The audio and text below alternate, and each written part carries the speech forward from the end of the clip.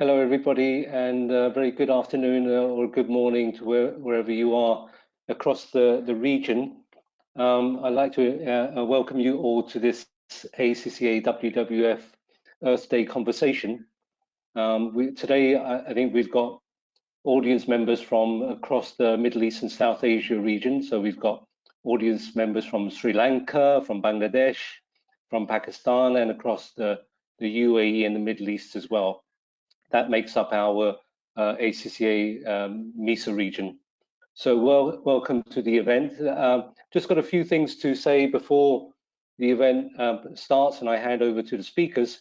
First of all, a little bit of history about Earth Day. It traces its origins back to 1970. So probably before a lot of you audience members were born. And what it does every year is to mobilize millions of people to start thinking and doing something about protecting our planet. You know, it's that simple.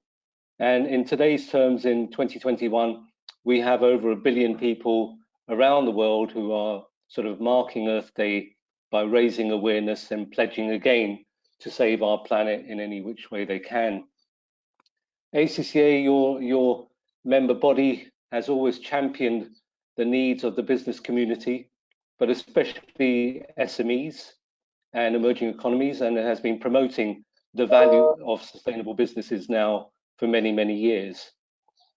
We are today collaborating with the Worldwide Fund for Nature, WWF as it's popularly known, and you know, it bears the iconic panda image across the world, so it's very recognizable. We've worked with WWF for over 2 decades now here in Pakistan, initially promoting sustainability reporting and environmental reporting. So it's good to be working with them again.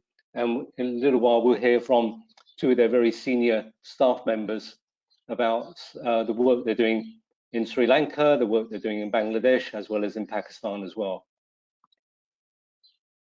So when you think about natural resources on which society and businesses are dependent, you must realize that because of the ecological degradation that we are experiencing and the population growth, there is an unprecedented rate of loss of natural resources.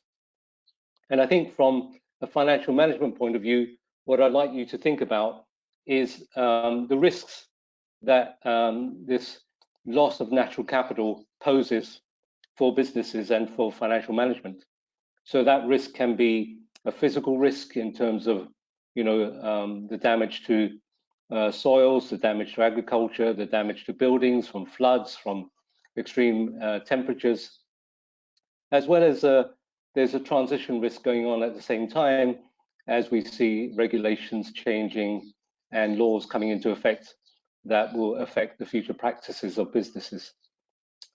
So a trend is emerging for us to look at our accounting and auditing practices so that we no longer see the balance sheet or the profit and loss as expressing financial performance and expressing financial capital or wealth accumulation.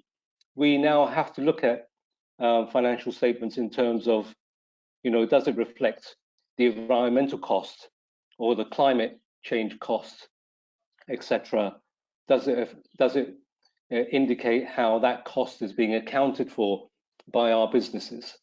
So I want you to think in those terms, and by the end of the conversation, the outcomes that we want is we would like you all to integrate your natural capital considerations into the products and services that your organization for whom you work, that you can integrate natural capital considerations into your decision making on a daily basis. So whatever you're doing, if you're recording financial transactions, if you're making financial decisions of buy and sell, or procurement, etc., do always try to think about the environmental impact of those decisions and the materiality of those decisions as well. ACCA has long recognized companies ignore the need to account for non-financial issues, and natural capital is one of those. And the accountancy profession and the business world need to urgently start considering the extent to which drawing down on natural capital or depleting natural capital is affecting the future performance of businesses and their survival. We are looking at new accounting and valuation models all the time and trying to mainstream those accounting models, and I think my colleague Jimmy Greer will touch upon those. Lastly, what I'd like you to do is also prepare yourself for any questions that you can enter in the chat box or the question box that you see available to you. So throughout the talk, please do enter your questions, any other interesting points that you would want us to circle back to. At the end of the conversation, there'll be an Earth Day quiz in which you can participate, and I'm sure one of my colleagues will describe the quiz to you as well. And lastly, if you want to really do more work as part of your extra sort of curricular activities as such, if you're students, you can always pledge to the WWF as a supporter. They've got many activities that they run throughout the year, with young people, and they're always looking for active supporters. And I'm sure we'll share the link with you by the end of the presentations so that you can participate in some of the great work they're doing. With me today from WWF and ACCA, let me do a quick intro and they can introduce themselves later. We've got Eric Vikramanayake, who's the director at WWF Wetlands at WWF Hong Kong. We've got Ayla Majid, who's the founder and CEO of Planative, which is specializing in alternative energy. Ayla, as you know, is also an ACCA council member. Welcome, Ayla. We've got Rab Nawaz, who's a senior director programs at WWF in Pakistan. Rab Nawaz, thank you for joining us. And we've got Jimmy Greer, who's I'm going to hand over to shortly, who's the head of sustainability at ACCA. And we're also joined by Amruta Keshem Kalyani, who's the founder of Sustainability Tribe, which is doing some groundwork in sustainability in the UAE.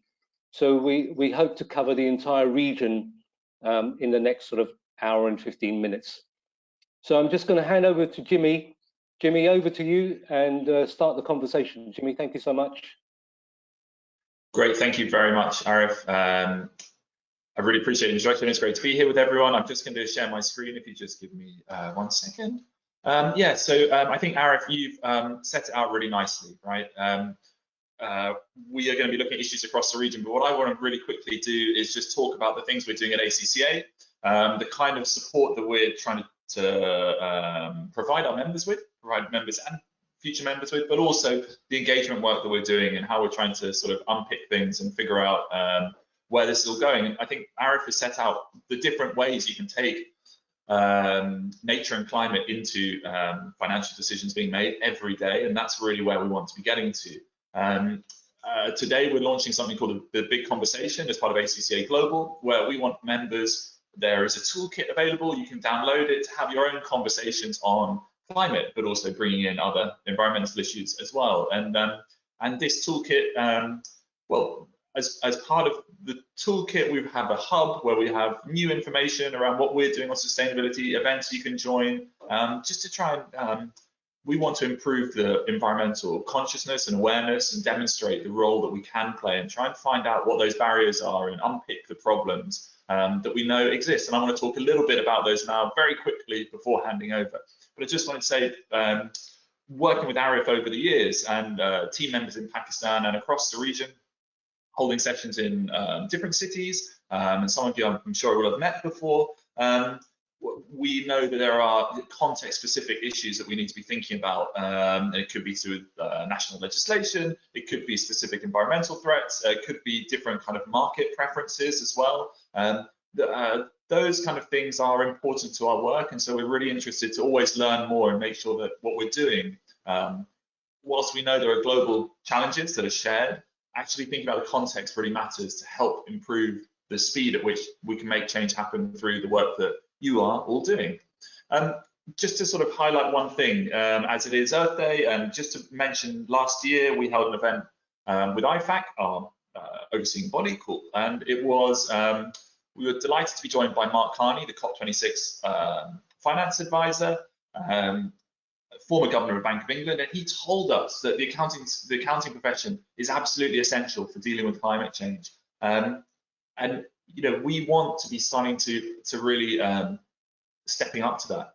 So providing the kind of training and the kind of support that members might need, so that climate can be taken into every financial decision, and stepping that further so that nature can be taken into every financial decision, so that social issues can be taken into every financial decision. So we are also, we'll be launching in the coming months, first one coming soon, a series of courses, CPD courses, on issues like climate risk, on issues like the SDGs and others that you can take to find out more. They're bite-sized, really interesting and engaging, and hopefully they can provide you with the tools to support the other things that we've been doing over the years. And just to sort of mention some of the work that I have been doing, it's been looking at things like the SDGs, looking at the UN Sustainable Development Goals, supporting things like the development of disclosure frameworks for the SDGs, looking at social and environmental value creation, so that sort of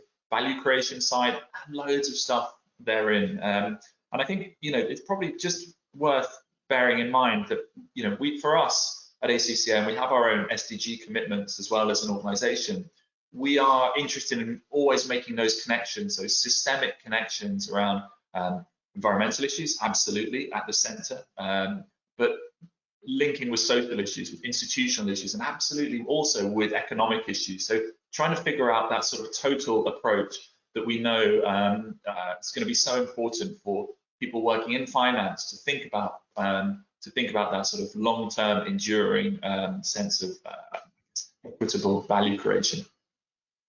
I just want to mention a couple more things, which is we do very specifically have something that you can search for on our website and on our app, which is a set of guides specifically focused on natural capital.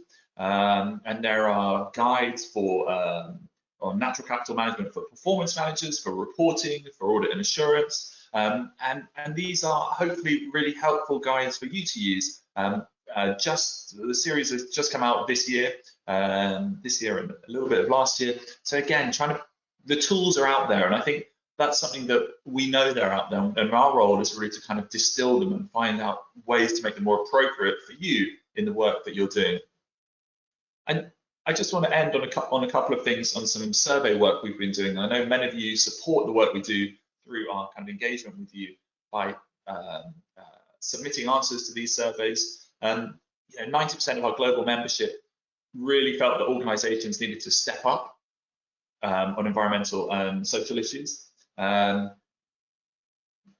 own organisations needed to step up in terms of addressing inequalities, which I find you know, really, really interesting. The changing role and expectations around business and the private sector.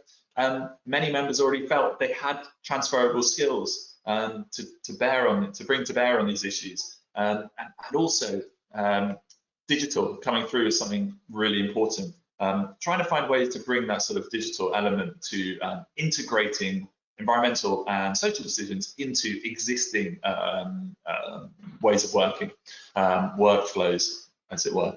And so for us, we feel there's a real strong thread between members having very strong values. They see issues, could be pollution, it could be air quality, water quality, other issues around inequality, for example. They want to do something about it and bring their skills to address these issue areas. They understand sort of intuitively what are the barriers to finance getting involved in this, and we are absolutely interested in taking on those barriers. That's what, as a professional body, we're here to help you address those barriers in your work.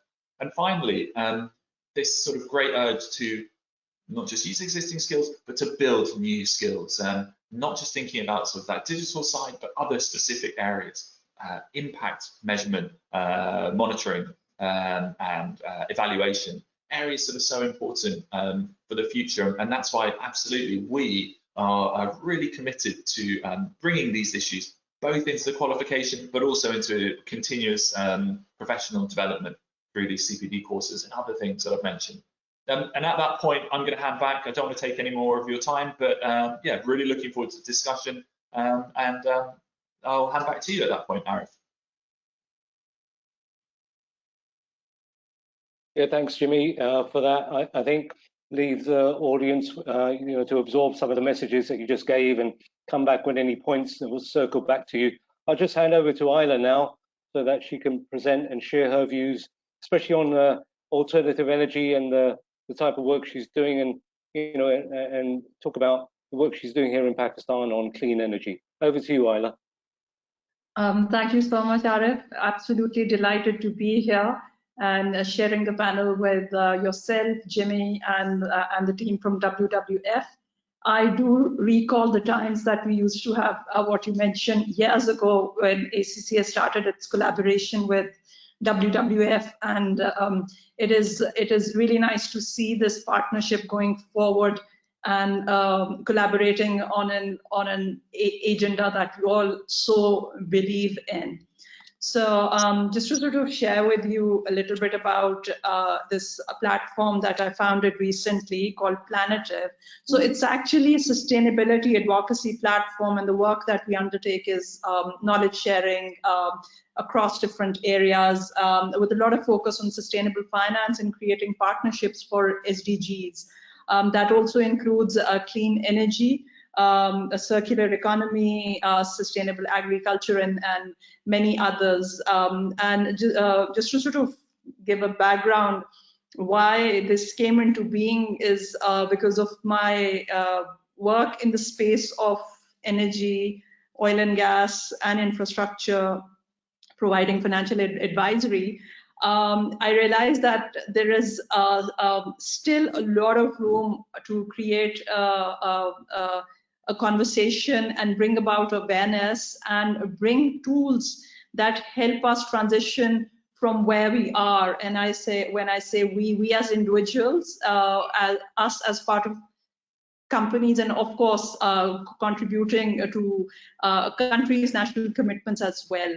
To start off the presentation, I will be talking about briefly about the clean energy landscape, since energy is responsible for almost 1/3 of global emissions. So I'll keep my focus for now on this one.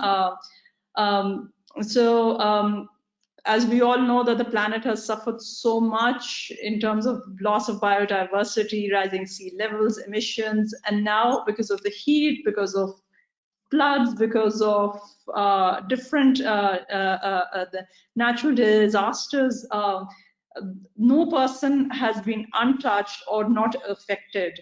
So bringing in sustainability in every conversation is the way forward. And whether it is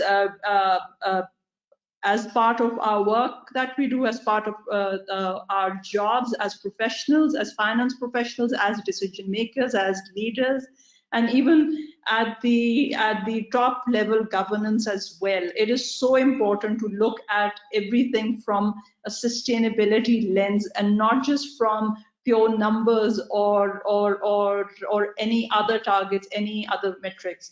Yeah.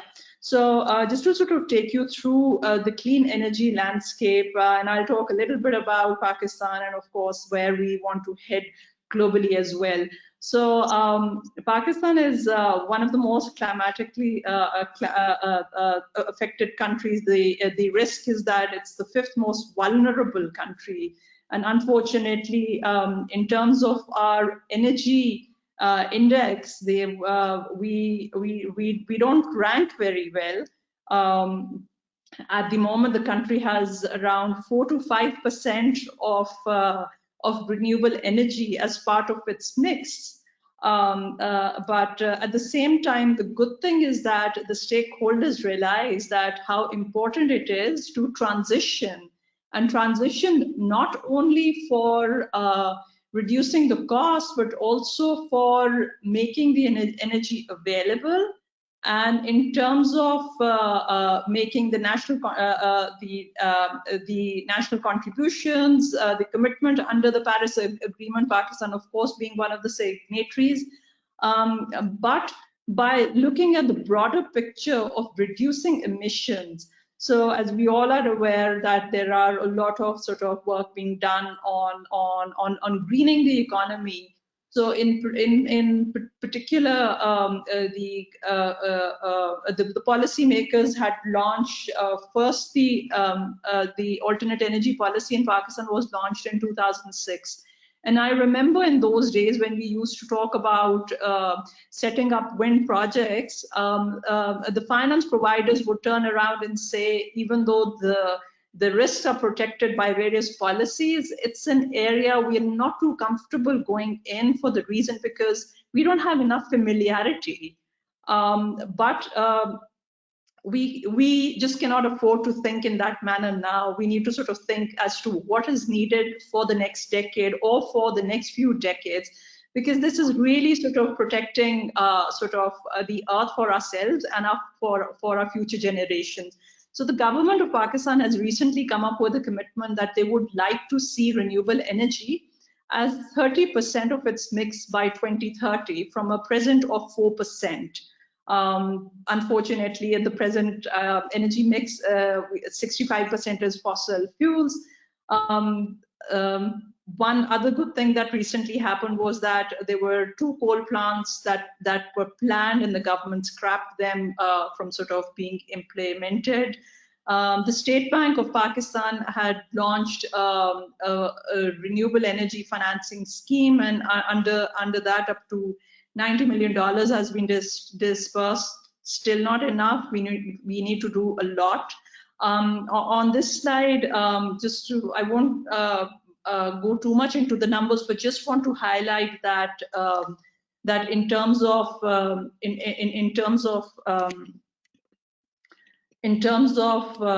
say the cost of renewable energy, because globally, just to sort of talk about solar, the cost has reduced by 70% in the last decade. And that has contributed and really escalated and accelerated the implementation of renewable energy projects across different geographies. And I would say a lot of countries that are oil producing, like the Middle East countries, they have now started to sort of implement renewable energy projects. One of very large projects has been implemented most recently by Masdar in UAE. Saudi Arabia is planning an entire city around the green theme, around renewable energy under the name of NEOM. So a lot being done. And in Pakistan, when we look at, say, how it has impacted our tariff for electricity, and each person, each individual is sort of affected by it. So solar and wind obviously has the lowest tariff. So there's a lot of commitment from all stakeholders, and with the competitive market of electricity that is in the offing and being built, I'm part of that team as well, working on that. There's an opportunity for a lot of B2B contracts as well. So another good thing for the renewables to come in place. Very briefly, I'll talk about what is the kind of investment that has been going on in the green space globally. So we continuously see that that there is a rising trend. However, the rising trend is still not enough. Last year, when the pandemic hit us, the entire world, there were relief packages announced by various governments amounting to over $12 trillion, but less than 1% percentage was allocated to green portfolio. So finance is definitely it is not enough, but at the same time there's an opportunity, great opportunity for the private sector to invest as well. and the private sector not being only conscious of making a good contribution, but obviously it sort of has an impact on the business going forward. And Arif, something that you mentioned with regards to the transition risk, the risk of sort of not being relevant, and obviously the consumer being so conscious that they would like to sort of do business with or buy from companies which are more green, which have better policies, which are more friendly towards the earth. So there's definitely a greater awareness, and companies have started to sort of make commitments. So I've mentioned here on the slide with regards to how different companies have sort of made their commitments and how they have gone into implementing renewable energy. So Apple has been one of the pioneers.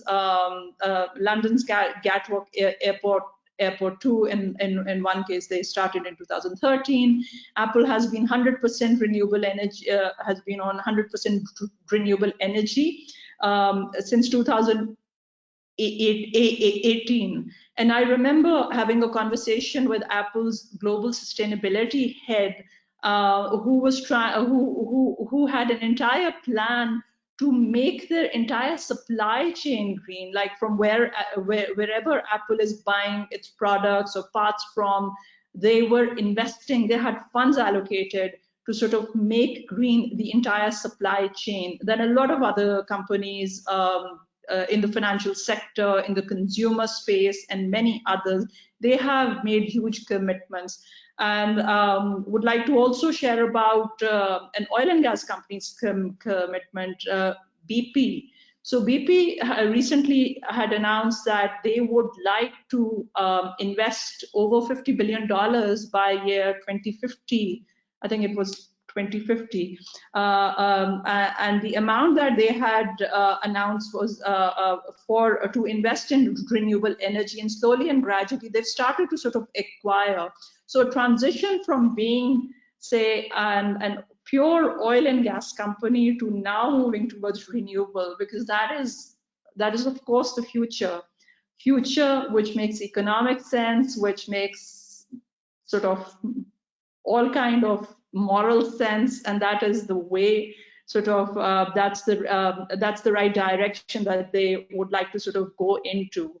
The challenge that remains in developing countries is that often in terms of not having the right kind of policies, or at times having constraints with regards to finance or other reasons, or being sort of bound into long-term contracts.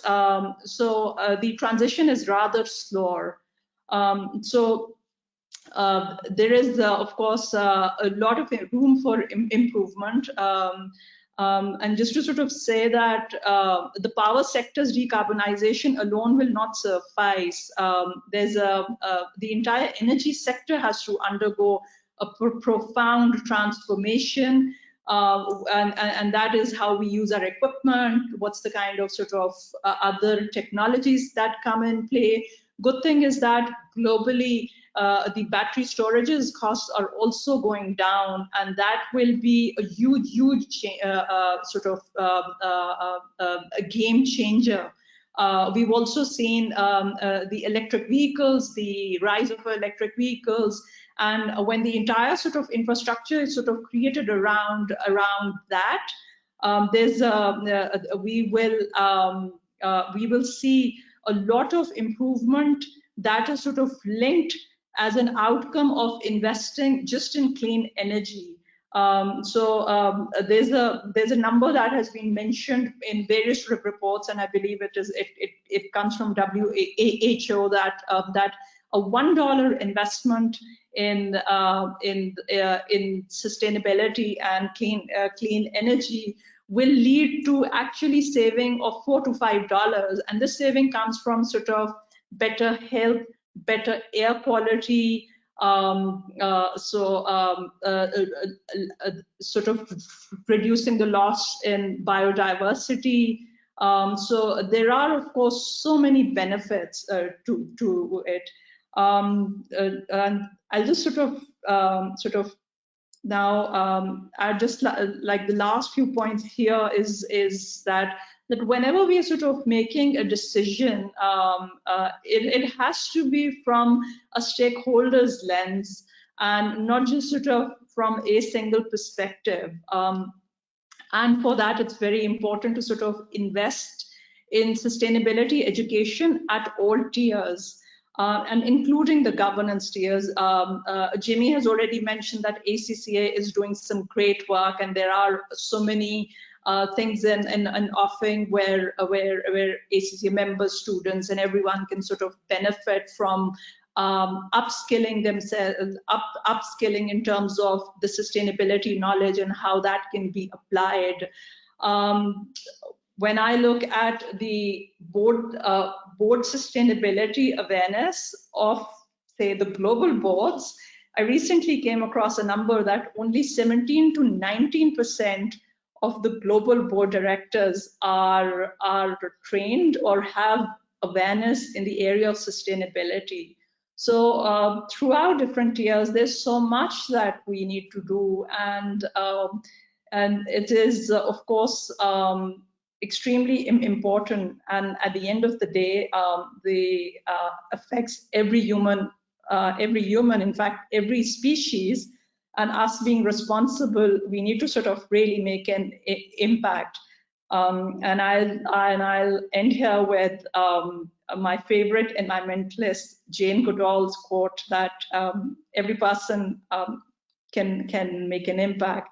And she says that you cannot get through a single day without having an impact on the world around you.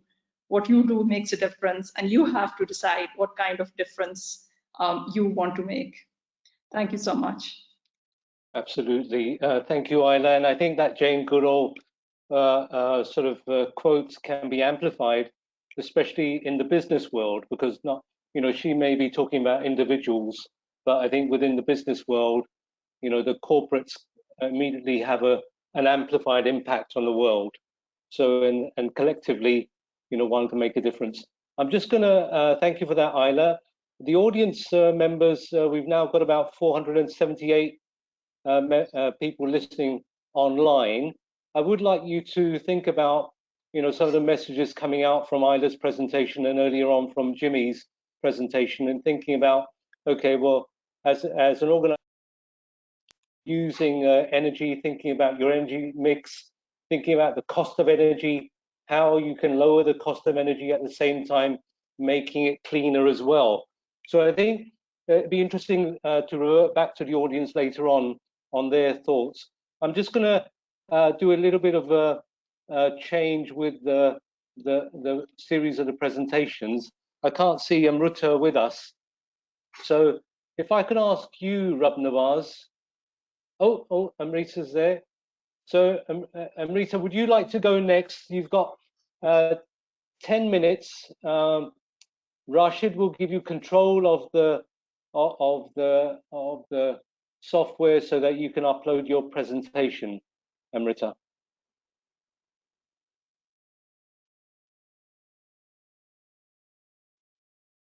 All right. So yeah, I'm trying to figure out how do I share my screen. All right, Amrita, you just have to open your PowerPoint and put it on full screen. Yeah, we can see your screen. Just perfect. Yeah, perfect. You put it on slideshow. Okay, sure. Thank you very much. Yeah. Great. Thank you, Amrita. You got 10 minutes, Amrita. All right. Hi, everyone. This is Amrita Kshem Kalyani. Let me start with the sustainable businesses. So I'm sure there is a lot of talk about climate change before me and how our ecology and biodiversity has been affected. And I would like to focus a very high level kind of a thing, what as a business we can do and what individuals we can do. So since the Industrial Revolution 150 years back, our economy or our business models are designed in a way where we are taking from planet Earth the natural resources. We are not paying for it. It's freely available. and we are focusing on making profit. Now, as a result of all of that model, we ended up over consuming and almost up to a point where our planet Earth is not able to replenish as much as we are taking it from the planet. And so the idea is now we need to pause and work it out a way where we can still focus on the profit, but considering the nurturing of environment as well as society. And that's what I do professionally. I help businesses to embed sustainability into the business. The idea is reducing their environmental or social impact, the negative impact, and then actually including the purpose and the positive impact and increasing that. So generally what we do is we assess a business, then we create a strategy, and then we implement sustainability down the line, 5 years plan, 10 years plan. And we also help businesses to build capacity by educating their staff, their management, and then we measure and report sustainability, a full circle. Then we go back again to the assessment and embed and implement. So that's what we do with businesses. And nowadays you could see that there are a lot of new businesses who are actually making sure that their business model is actually more sustainable business model, where people, planet, and profit is already taken into account. But obviously we need to work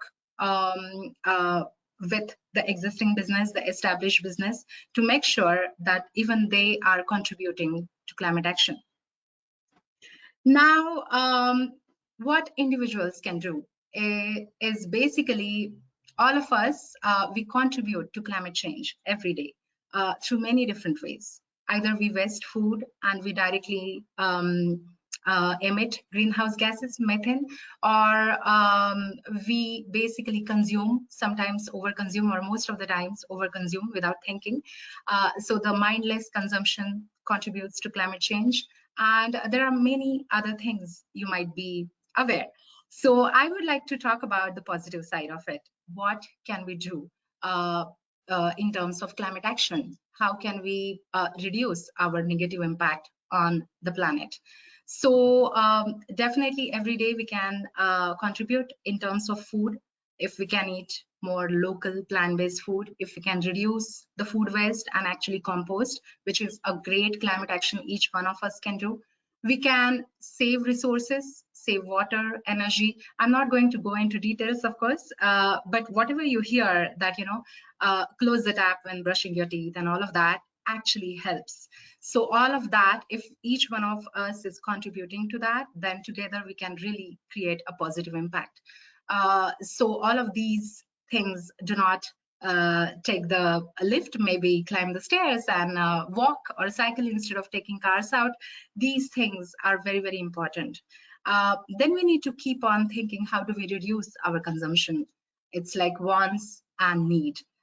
So each one of us, if we start thinking and if we start reducing our consumption, we will actually create this consumer movement to force our businesses to give us more sustainable solution. And we could change, as a consumer, we could change the picture of what the responsible consumption is.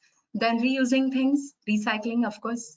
And every time, I generally mention this sentence in every talk, is every time we are buying, consuming, or throwing anything, we basically either contribute to climate change or climate action.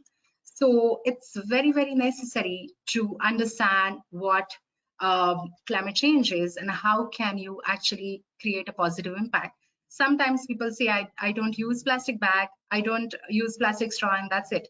But actually that's not true. That's not enough. Or at the larger picture, only plastic, focusing on the plastic is not going to help enough. There are so many other layers we need to understand and act about accordingly. So this is the thing. I think I'm running really fast, considering I have only 10 minutes. But each one of us can actually contribute to climate action. And that's what I do through Sustainability Tribe. So I am a sustainability professional who have been helping businesses to embed sustainability into business for past 14 years in UAE. And I'm also founder of Sustainability Tribe. You can have a look at the website here. And this is the impact we have created last 12 years. And actually, it's very, very important. You could see here one of our own example through our Zero Waste UAE initiative. We have inspired 31 businesses, zero waste businesses. So how a consumer movement, because I deal into these two things where I help businesses, even the public sector, to embed sustainability, but also through Sustainability Tribe, raising social awareness, making sustainability education freely available to everyone. It's not an elite thing. Everyone needs to know so that we all can contribute. And this is our example how a consumer movement can actually create a positive change. I would like to invite you all to check out the website. Also join our sustainability challenge. Today is a great day, we have these challenges where it's a free education program, a month long, and you can just join in, and then you could become our ambassador. So have a look, and I will be very happy to answer any questions if you have. Did I even finish in less than 10 minutes or what? Hi, Marita. Yes, you finished ahead of time, so we'll circle back to you for any questions, especially around, you know, I'd like you to think about what are the specific examples you can give from the UAE, because I imagine we have some audience members listening from Dubai, from Abu Dhabi, from Qatar and Oman, and the ACCA students who would like to understand how, you know, what specific initiatives the businesses in the UAE are undertaking. So whilst the audience members think about that, I'll come back to you in a second on that. And let me hand over to Rab Nawaz, because I know WWF is doing some really large scale sort of conservation projects in the region. And I'll just hand over to Rab Nawaz so that we can hear from him some of the initiatives that they're taking across Pakistan. Over to you, Rab Nawaz. Thanks, Arif. I've forgotten how to share my screen. Okay, now I can share my screen. That's great. I'll try to be quick. I presume you all have 10 minutes. I hope everyone can see my screen. Now, I'm going to miss the first introduction to WWF Pakistan to save time. So we've been around 51 years now. We're the biggest environmental organization in Pakistan. We have about 400 professional staff, more than 75 field offices around the world, around Pakistan, and a budget of about $7 million per year, which is not much if you give good value for money. Just, I mean, I'm going to go through this quickly. We've talked about this. What are the issues that we're facing, and why is it important that we address these issues? Climate change, water, all of these are changing the way that affect our lives, and they're going to ultimately affect the way we live our lives, and we're going to have to adjust. There's not an option, and it should not be an argument whether climate change is man-driven or it's a phenomena. It's happening, so we're going to have to deal with it, and deal with it quickly, because there's not a lot of time. You're seeing, you know, around the region increase in climatic events, disasters, heat waves. So with COVID as well, what we're doing is basically it's a new deal for nature. We're going to have to do a deal with nature, and the deal is going to have to be both beneficial for nature and for people, otherwise it's not going to work. But this is what we're pushing for the last couple of years. Now, COVID actually threw up, really bowled us for six, because that was a very good example of where that deal had broken down. And we've actually had to renegotiate that deal with nature. So COVID, I mean, it's a very good example. There is no evidence yet to show that it came from the wildlife. We're pretty confident it did come from animal such as pangolin or a fruit bat, both of which are found in Pakistan. The impact it's having is going to be so far-reaching. The economic benefits is going to be, it's not been seen yet. I think we have to acknowledge those facts.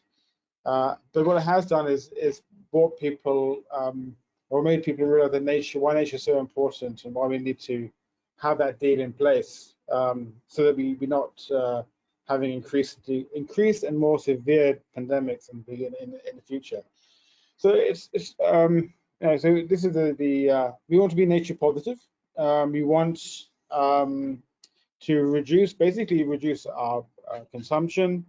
We want to safeguard and protect biodiversity. And this has to be at a major scale. This is our biggest challenge as a network. So how do we do this to a scale which brings change, which bends a curve? And this is where we really have to come together. It's not our job. WWF's job is not to save the world. It's everybody's job to save the world. If we think that we are the only organization around to do that, then we are very misguided.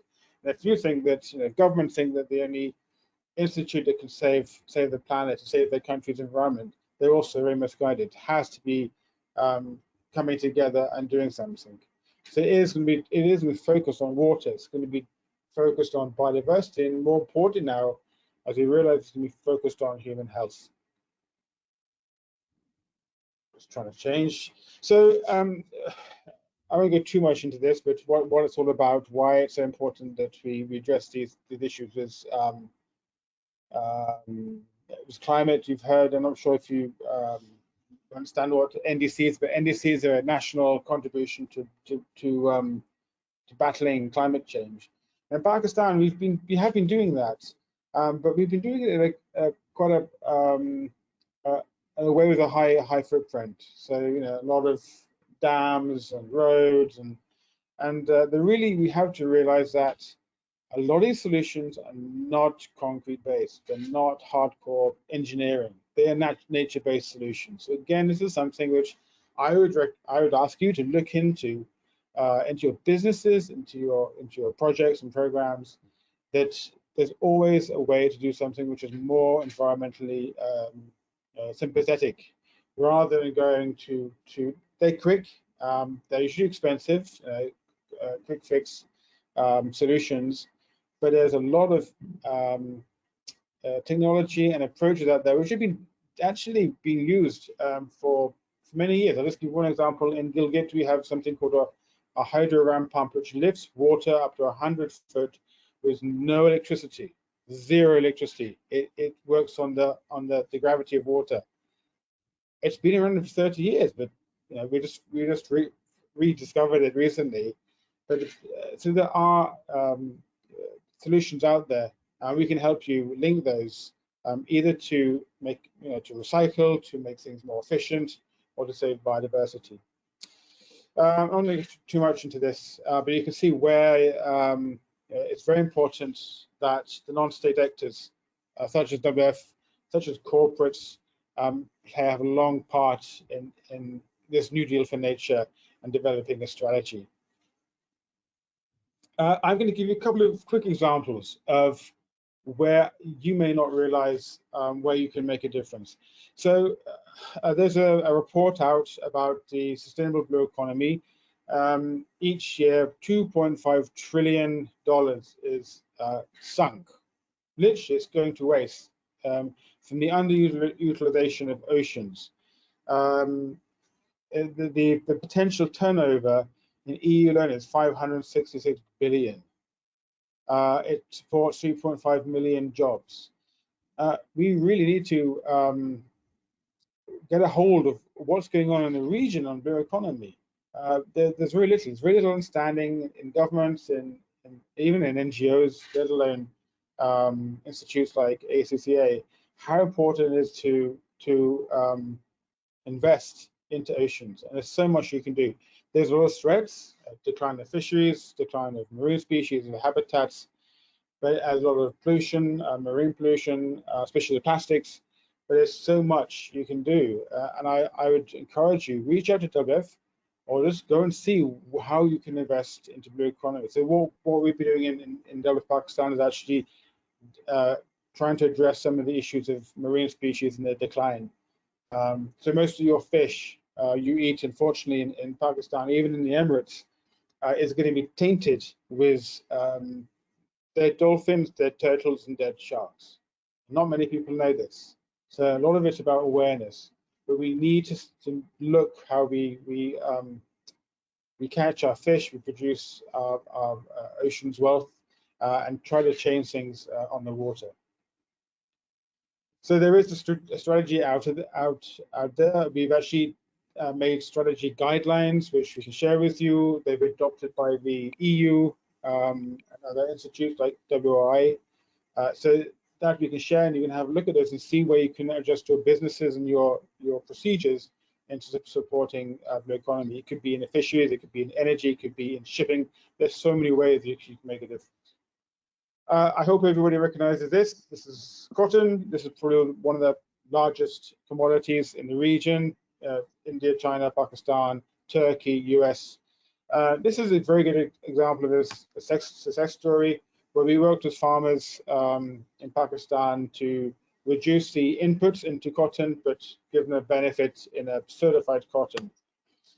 So now we're leading the way with about 250,000 farmers and nearly 700,000 hectares of cotton land in Punjab and Sindh. And we actually have a standard which shows that it is a sustainable growing cotton. So when you go to Walmart or Levi's, buy your jeans, and you should be able to scan the barcode, and that should be able to reach all the way back to Pakistan, India, wherever PCI is going on, and show that it has been done and it has been grown in a sustainable way. So again, these certifications are very useful tools for conservation, sustainability. There's one for cotton, there's one for fish, there's one for timber, but there's many other commodities where you can look at. You could look at beef, you could look at milk, we could look at tourism, and see where we can actually make a difference in the supply chain, in the chain of custody, and make it green, make it accountable and transparent. It benefits the planet, it benefits the country, and more importantly, it actually benefits the people who invested in it. My last one is about stewardship, water stewardship. Many countries are running out of water, or they have water really badly managed. So again, a lot of water is used by businesses. I mean, businesses who rely on water for their industry are soon going to run into trouble because both the quality and the quantity is running out, it's running down. Again, working with some small companies in Pakistan, but big ones like Levi's and ACCA, we can show how you can recycle water, how you can use it wisely, and how you can use scorecards for businesses to show that they are doing something right. So here, just use the couple of examples. There's a waste stabilization fund in Faisalabad. You can go for constructive wetlands, bioremedial solutions. There's so much you can do without a lot of cost, and it is saving you money in the long term. Not just to look good, but you can recycle water, you can reuse it, you can recycle energy. Rainwater harvesting systems. We have a monsoon system here. We still do not capture our rainwater and use it for the car or for the garden, or you can even recycle it for agriculture. So it's not rocket science. It's something which is very simple, but as the industry, when you're doing your books and you can see you have a large, you have an expenditure for water, for paper, for energy, you can reach out to us. We'll help you reduce that cost, and we can actually give you credit for it. So green financing, this is new across Pakistan and many parts, both green financing and blue economy. We are working with the State Bank. They have got some guidelines. We have a long way to go. But again, if you're interested, even form a group yourself to try to identify where the issues are, where you can make small ways ahead, small steps forward into green financing. We need to do many countries need to do a natural capital accounting system, so we can account for the trees, we can account for the fish. Again, it's not rocket science. We can help you do that, but it needs to be done. It needs to be integrated into our accounting system. It needs to be accepted by the government. But once it's done, you can really see how you can make a difference in slight changes in pricing, or slight changes in buying activities, consumption behavior. You can really bring a benefit for the environment. That's it. Thank you. Thank you, ACCA, for inviting us. Great to be here, and we look forward to your questions. Back to you, Arif. Yeah, thanks a lot, Rob. I think some very interesting points there for the audience, who are essentially accountants listening to this. How can we monetize, the cost of clean air? How can we monetize the cost of clean water? How can we monetize the impact on flora and fauna and bring it onto the balance sheet? Something for us to really think about. And, and I'm sure Isla and Jimmy will take those things away, and we'll probably go away and have smaller groups with some students and get some really innovative ideas, going from that, because I think it's really interesting. I just want to also pick up on the rainwater harvesting. I was thinking about a lot of the stakeholders listening, maybe working for SMEs, and SMEs are always challenged, for resources, and therefore investing in rainwater harvesting can do so much to support SMEs, because water sometimes in Karachi, in places where there's a scarcity of water, and you're relying upon the taps turning on at certain times of the day for a supply. If you can store it, all the better. So I think I'll leave that to the audience to also think about how they can invest in rainwater harvesting. We'll come back to more questions later on. I'm going to invite Eric now, who's based in Hong Kong, but Eric's going to present on the work he's been doing in Sri Lanka and Bangladesh. So especially for our audiences listening in from those two countries, we can pick up on some of the messages, positive Earth Day messages coming from Eric. Eric, over to you. We can see partly your presentation. I'll just hand over. Okay, okay, let's see how that works. Can you see my screen now or no? No, Eric, we can see your screen. Yeah, it's not appearing correctly. So I'll make you present again. Yeah. How's that? Not yet? No. So the dimensions are out. Is that okay now? I think if you, no, it's gone. Okay.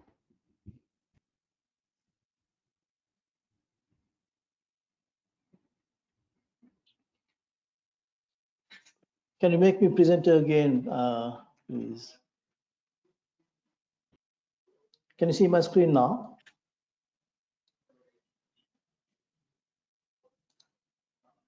No. Not yet? Not yet. Okay.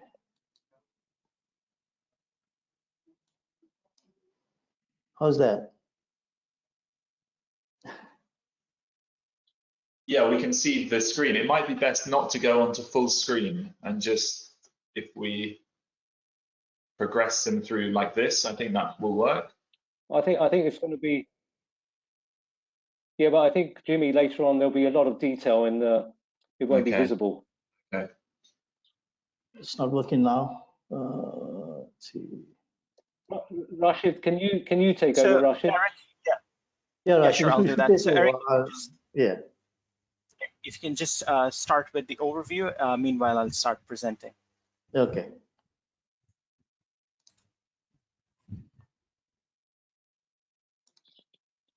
Okay, so good afternoon to you, and thanks for and a happy Earth Day to you, first of all, and thank you for inviting me to make this presentation. Let me know if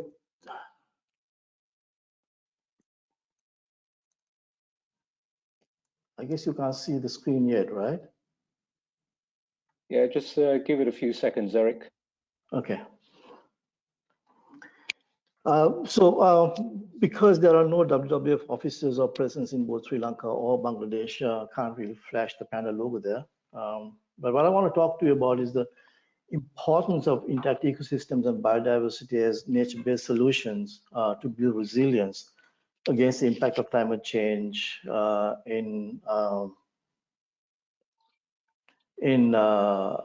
Sri Lanka, but not only on natural systems, but also on people, on communities, economies, and governance, all of which are consequential to corporate sustainability and stability as well.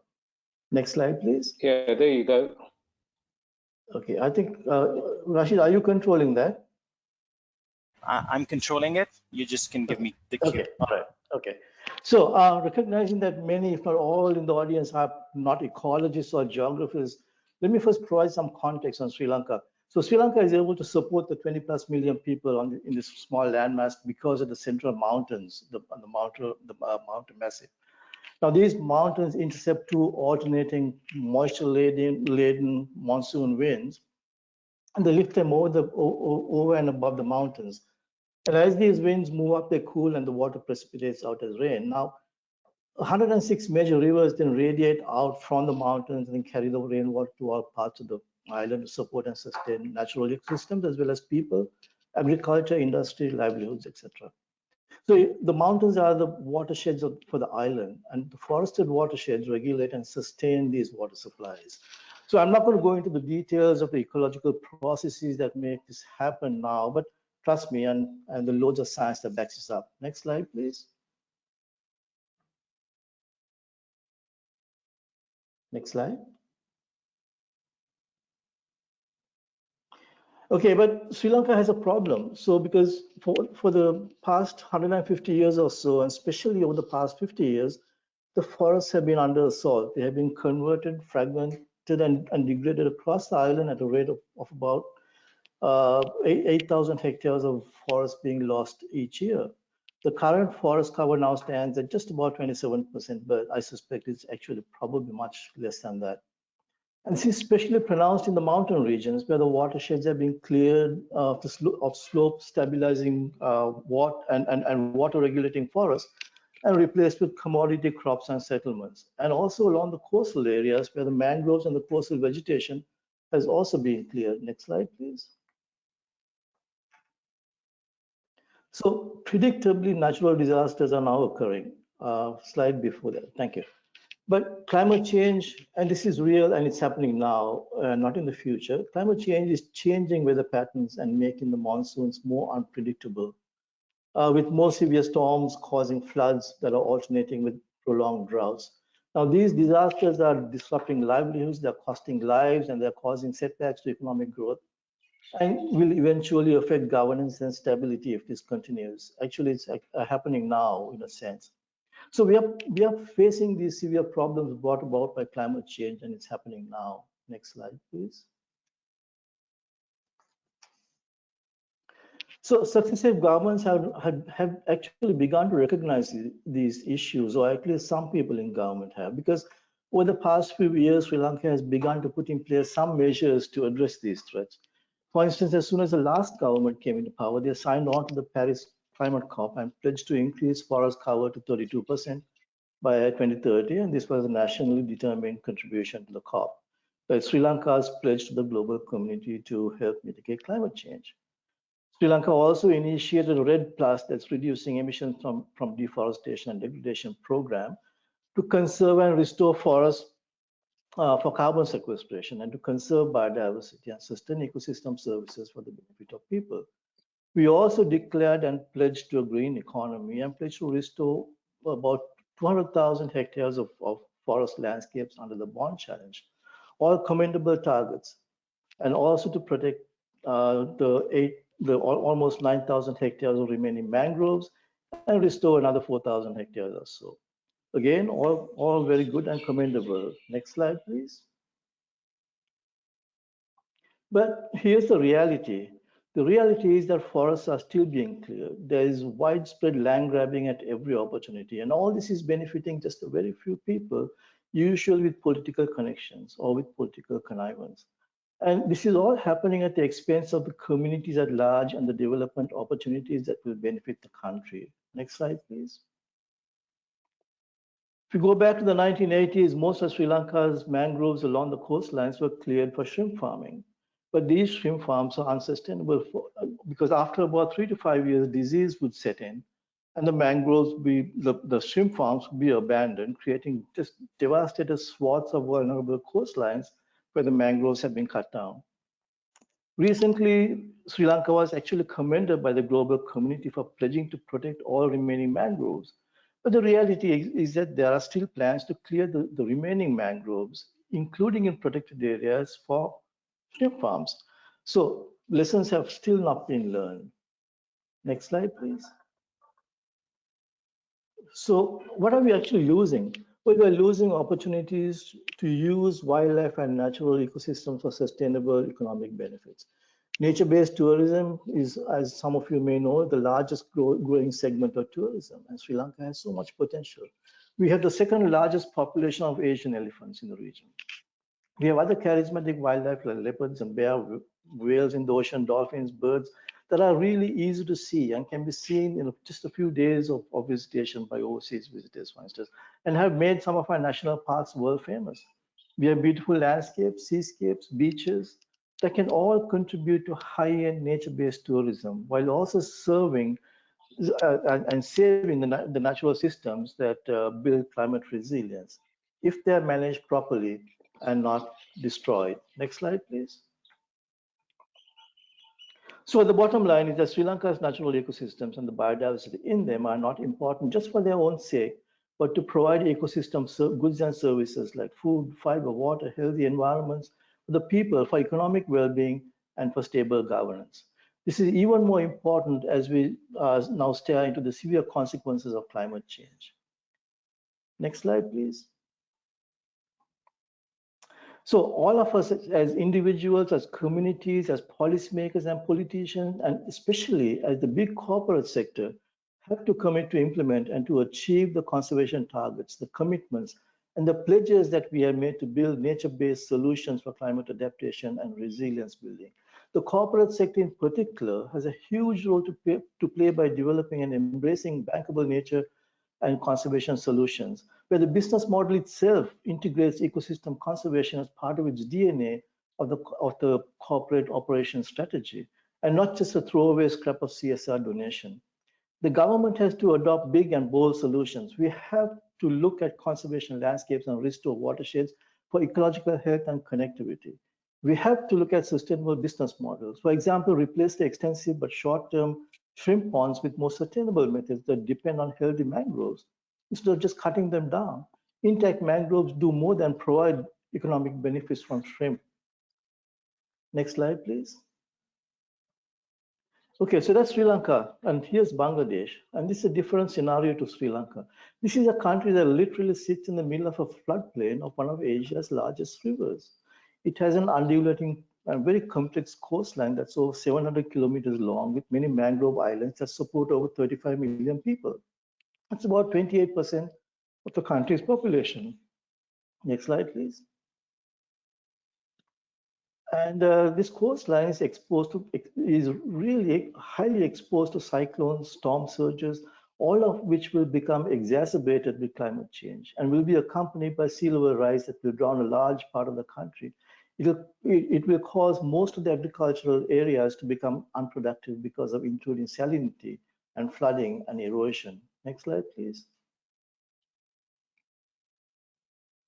Now, climate models show that sea level rise will increase coastal flooding and even permanently inundate a large area of the country. Estimates are that by 2050, about 18 million people, or 1 in 7 people in Bangladesh, will be displaced by climate change. And salinization will affect coastal drinking water supplies, it will affect agriculture, it will affect lives, health of people and livelihoods. So think about how the country will cope in 30 years from now. And this is not only Bangladesh, but the neighboring countries as well, because you should expect to see over 18 million climate refugees moving across the landscape, including to neighboring countries across borders. Next slide, please. Unfortunately, the mangroves and forests that would have helped to build resilience have been cleared, have been degraded, mostly from illegal forest felling and encroachment and land clearing. And then even now, an estimated 2,000 hectares of forest land are being lost annually, and forest cover is now down to a mere 9%. And most of this loss is in the mangroves, which are being cleared for unplanned and unsustainable shrimp farms and salt pans, just like in Sri Lanka. So, and most of Asia, for that matter. So the country and the people are now exposed and vulnerable to climate change and the natural disasters that will surely accompany that change. Next slide, please. The cyclone that hit Bangladesh last year, around May of last year, and flooded coastal communities and cost thousands of lives is just a glimpse of these disasters and a reminder of what's to come. This cyclone, with recorded wind speeds of over 160 kilometers an hour, pushed water up over 15 kilometers inland in parts of the Sundarbans. But experts say that the damage that was caused would have been magnitudes worse had it not been for the mangroves that attenuated and buffered the coast from much of the cyclone's energy. There's also now evidence to show that mangroves do reduce the intensity and power of storms. A study of mangroves in Florida, for instance, estimated that that a mangrove forest can reduce the effects of a Category 5 storm to the intensity of a Category 3 storm. And in fact, they have grown mangroves along the coast of Cape Canaveral in Florida to protect the rocket launching sites from hurricanes. So even the rocket scientists believe that this is true. So let's take it for granted and adopt this strategy. Next slide, please.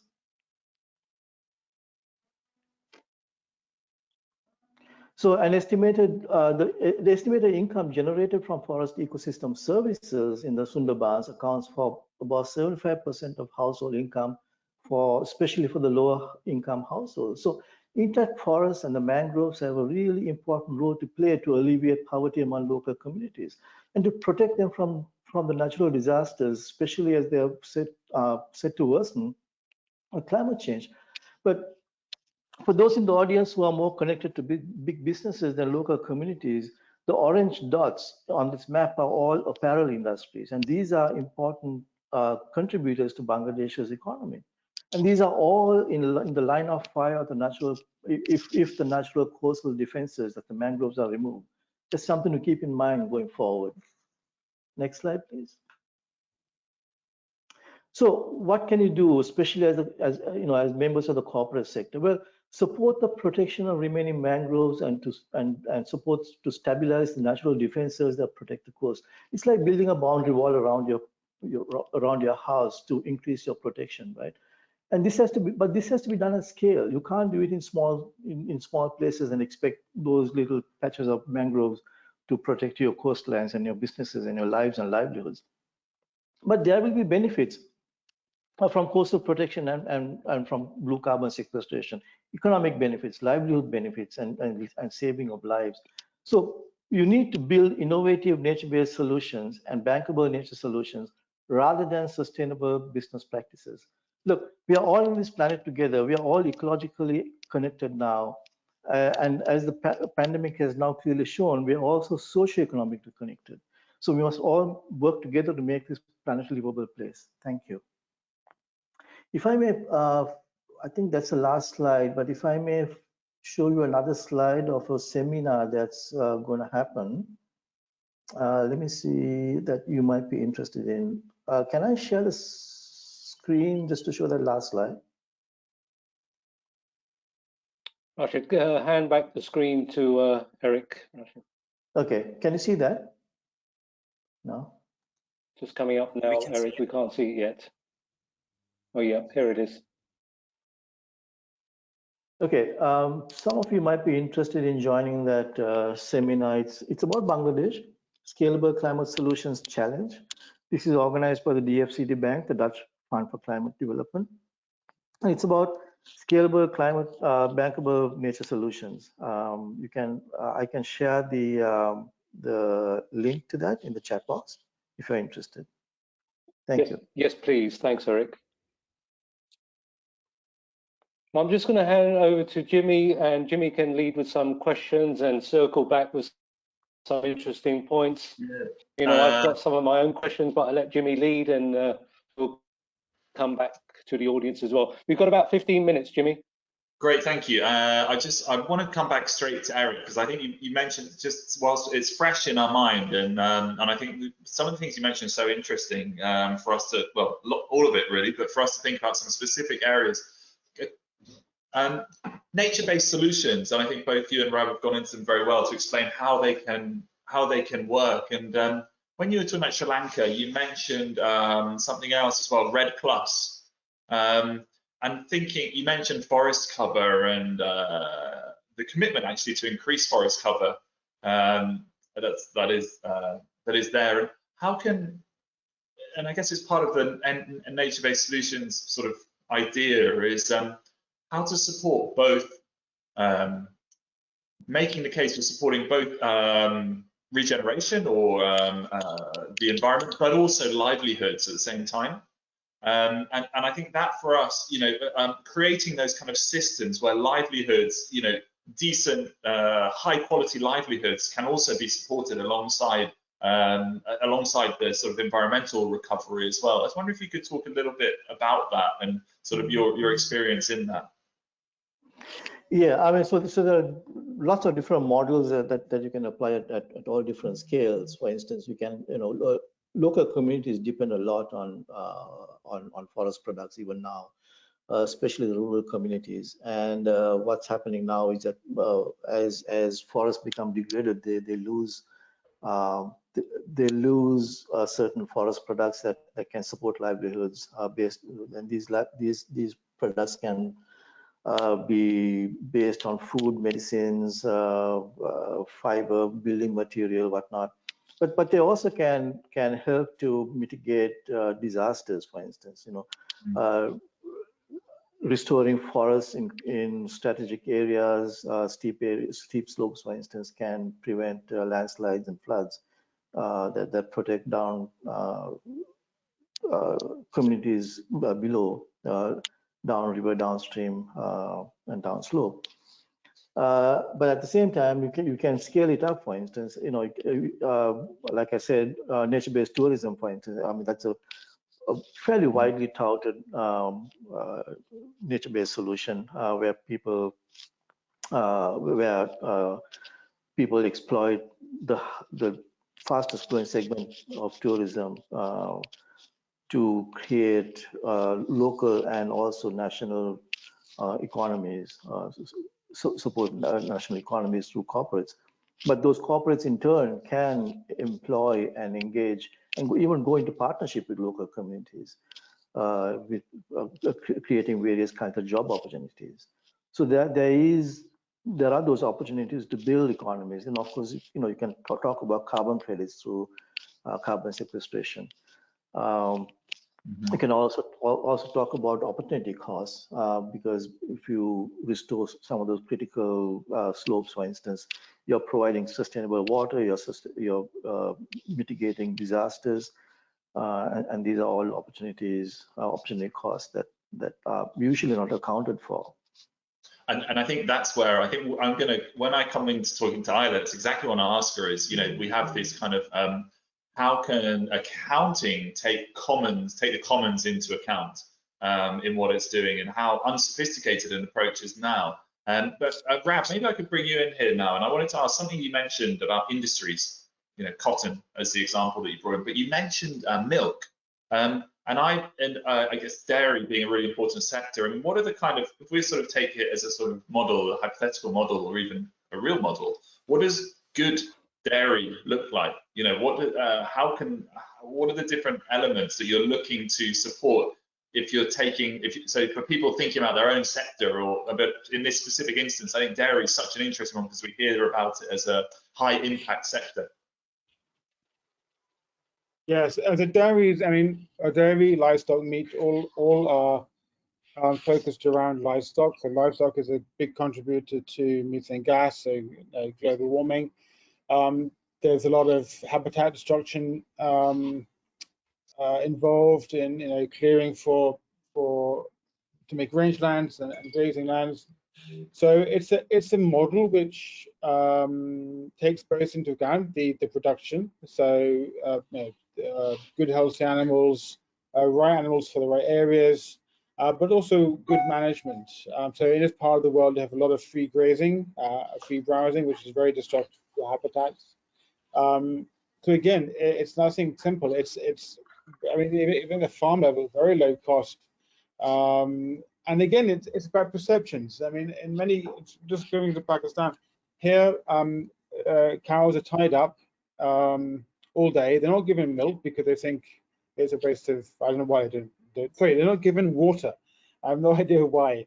And then in the evening, because of all the mosquitoes, there's like this huge fire next to this buffalo, 4 buffaloes, to keep the flies away. And there are so many ways you can look after livestock.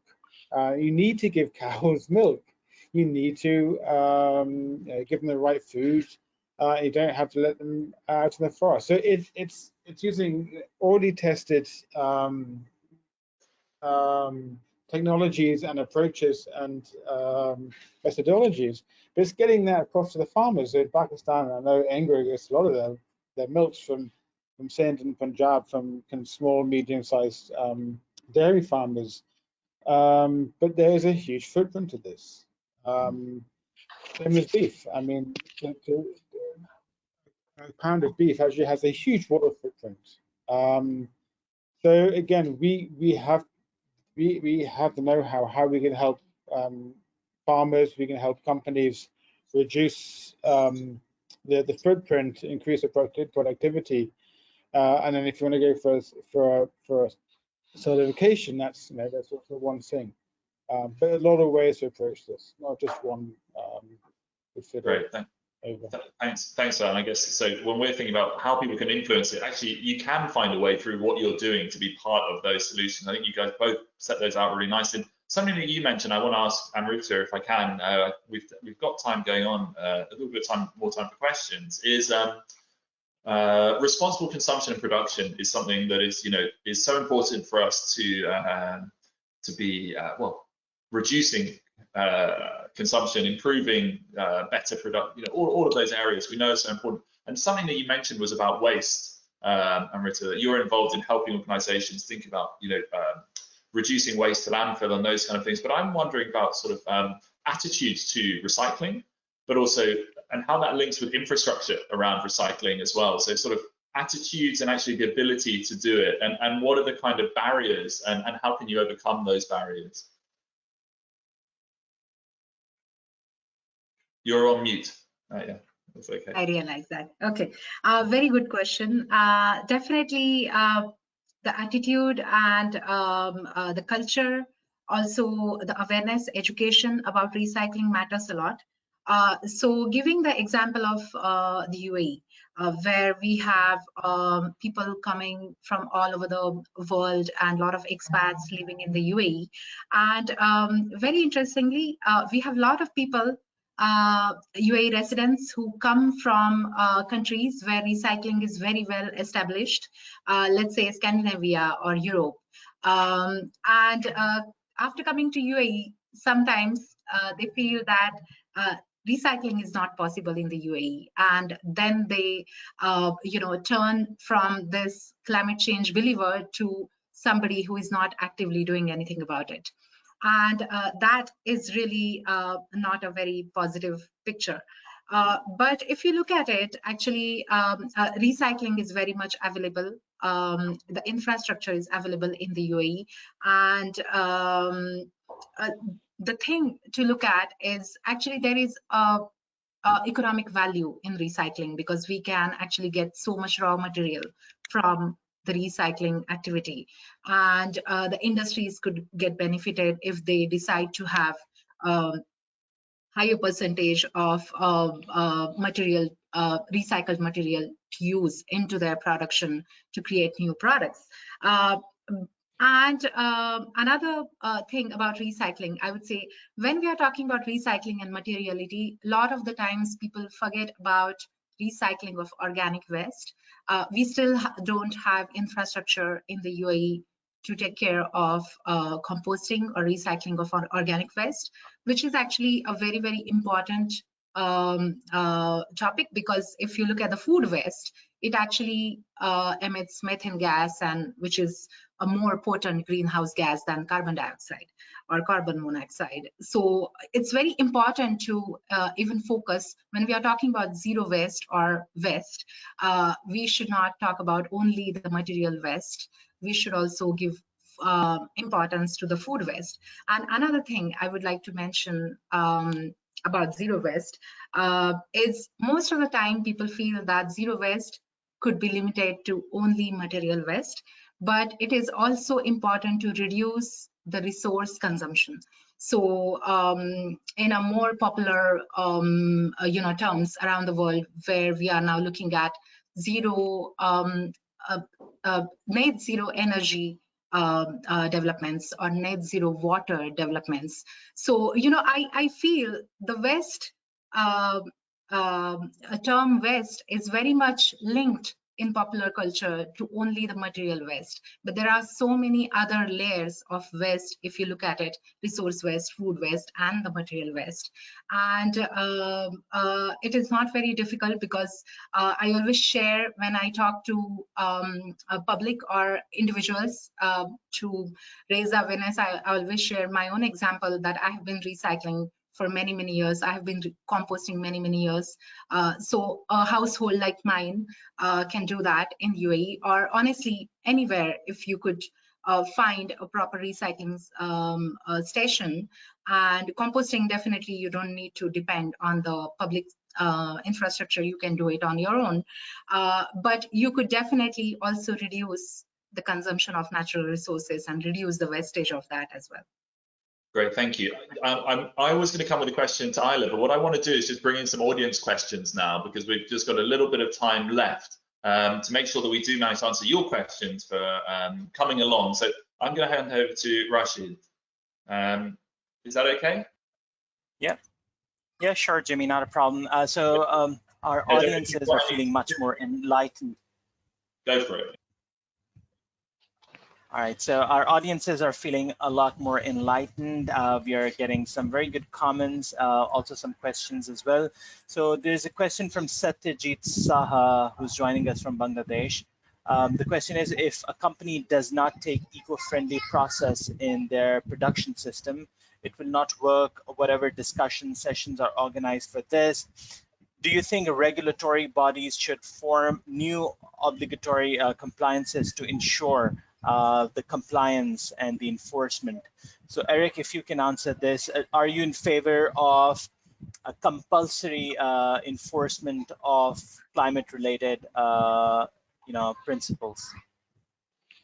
Well, I'm not sure if I'm the most qualified to answer that, but my view is, given the dire situation we are faced with, yes. Yes, and not tomorrow, today is the answer. Thank you very much, Eric, for this precise answer. We have a question from Usman Ghani Khan Kasirani joining us from Pakistan. This is a question from Rob. Rob, as you know, the crop residuals are set into fire, which are also causing pollution, especially from past 5 years. Smog cases are increasing in Pakistan and India. So any particular action WWF is taking or working with any organization in Pakistan to reduce or fight smog? Yep. So yes, we're working. So smog is not there's multiple sources. It's not just stubble burning. We have a project working on stubble burning, how to mitigate that to nearly zero. The issue is basically vehicles and the weather. So yes, we're working with different EPAs trying to come up with solutions, but we're going to have to change how we put our vehicles on the road. We're already, I think, into Euro 7 now, but we just have too many vehicles in Lahore and around Punjab in winter, and that's causing the smoke. There are a lot of other factors such as brick kilns. We need to have an open discussion on how we're going to tackle this, because it's got to extend now where people are dying. Cancer rates are going up in Lahore because of the air quality, and air quality is something we are taking up with the government and different stakeholders. So we're on it. It's going to take a bit of a while, but we hope that we'll be addressing some issues very soon. Thank you. Very much, Rob. In the best interest of time, Arif, if you allow, I can open the quiz, and then I'll come back to you for the closing. I hope that's okay. Yeah, go ahead, Rashid. Sure. So this is quiz time, ladies and gentlemen. After all the knowledge sharing and gathering all the insights, we'll now test your knowledge of climate change. So on your screen, soon you will see some instructions on how you can actually participate in this quiz. I'll just try to share the slides.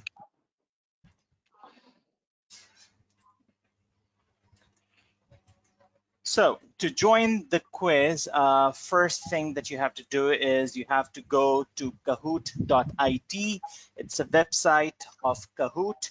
If you already have an app downloaded, you simply have to go to your app and enter the game pin, which is visible on screen. As you can see, the game pin is 078803777. So go to kahoot.it. It's a website. You can log on to kahoot.it and enter game pin 078803777. Once you've done that, the next step is you have to select a nickname for yourself so we are able to identify who you are. So if you win a prize, so we don't find ourselves in a challenging situation to identify, because many people have the same first names, last names. So you have to select a nickname, and this is the naming convention we are suggesting you should use for ACCA members and future members.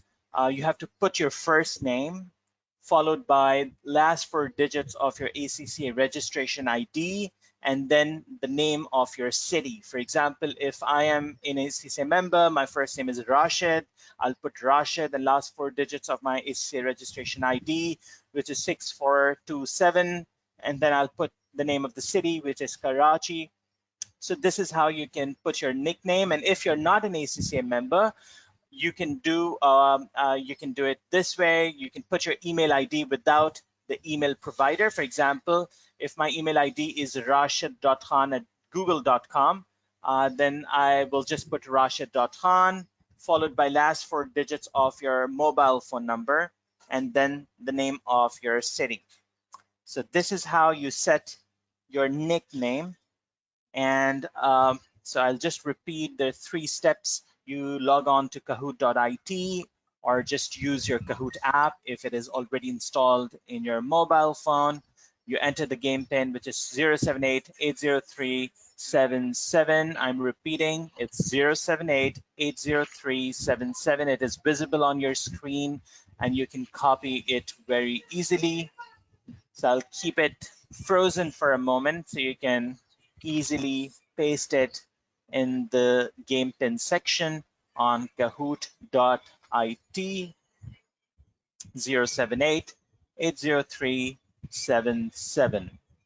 And then you select a nickname. For the nickname, you have to put ACCA members and future members have to put their first name followed by last 4 digits of ACCA registration number and name of the city. For non-ACCA members, just put your email ID without the provider name. For example, without Hotmail, Gmail, just the email ID followed by the last 4 digits of your mobile number and the name of the city. And after you're done, we'll keep it open for 30 minutes, and then we will announce the names of the winners. We will have 3 winners, top 3 winners will receive prizes, and the names will be announced on our social media tomorrow morning. So you have to bookmark our Facebook page, which is facebook.com/acca.pakistan. And if you have not understood any instructions, you feel free to send us your questions in the chat. And now I hand it back to Arif for the closing.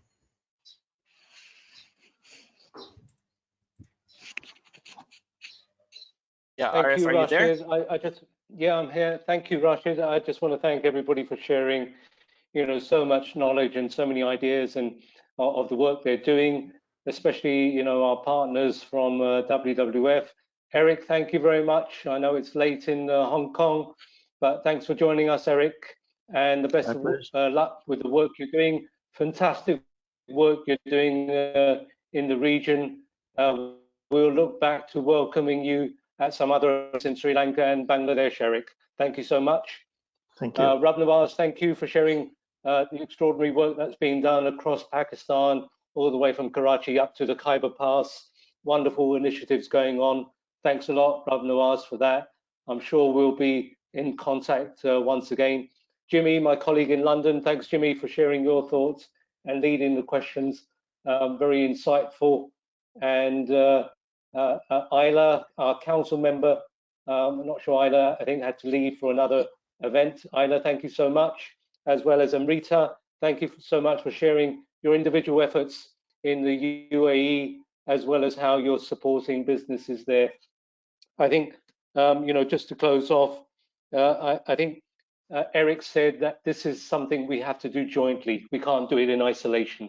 It has to be a collective effort across borders, across boundaries. We have to do it together in order to make it scalable and achievable.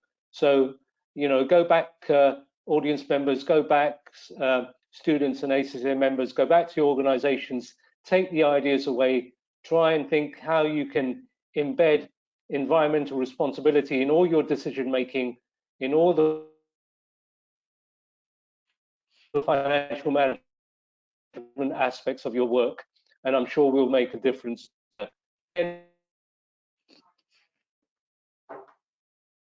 Any closing words from you, Jimmy? No, not at all, Arif. You said it all. So thanks very much, everyone, and thanks to our colleagues at WWF. Great. Thank you all very much. Thank you. Okay, brilliant. Rob, Eric, any last words from you? Grab over to you. Thanks a lot. You can always find out more about WWF at www.org.pk,